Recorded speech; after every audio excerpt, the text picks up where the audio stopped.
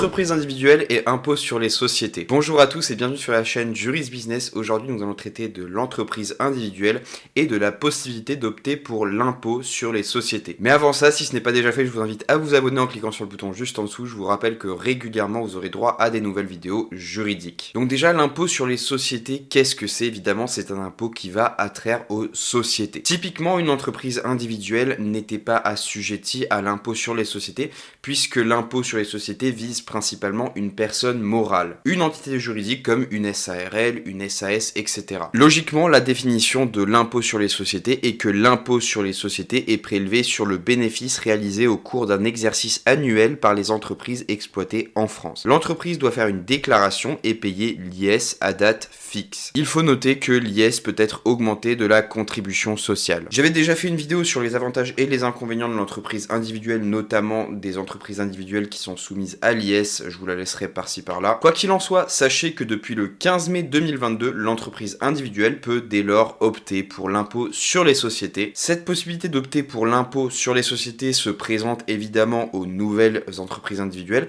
mais également aux anciennes. Mais attention, ce que vous devez vraiment savoir, c'est que de base, votre entreprise individuelle est soumise à l'impôt sur le revenu. L'entreprise individuelle peut opter pour le régime de l'impôt sur les sociétés, toutefois, le nouveau statut unique d'entrepreneur individuel reste soumis de plein droit à l'impôt sur le revenu. Fiscalement, l'entreprise individuelle et l'entrepreneur ne font qu'un. Il n'y a pas de séparation, il n'y a pas une personnalité morale qui a été créée, comme je vous l'ai dit précédemment. À l'impôt sur le revenu, il existe différents régimes d'imposition pour les activités commerciales et artisanales. On distingue le régime réel normal, le régime réel simplifié et le régime micro-BIC. Pour les professions libérales, il en existe deux. La déclaration contrôlé et le micro-BNC. Une entreprise individuelle ne pourra opter pour l'impôt sur les sociétés que dès lors qu'elle relève du régime réel d'imposition ou de la déclaration contrôlée pour les professions libérales. Je le précise, si l'entreprise individuelle bénéficie du régime fiscal de la micro-entreprise, elle devra en sortir pour bénéficier de l'impôt sur les sociétés. Maintenant, nous allons voir comment justement opter pour l'impôt sur les sociétés. Donc c'est une option qui est très simple, il faut adresser un courrier au service des impôts et l'entrepreneur individuel doit signifier sa volonté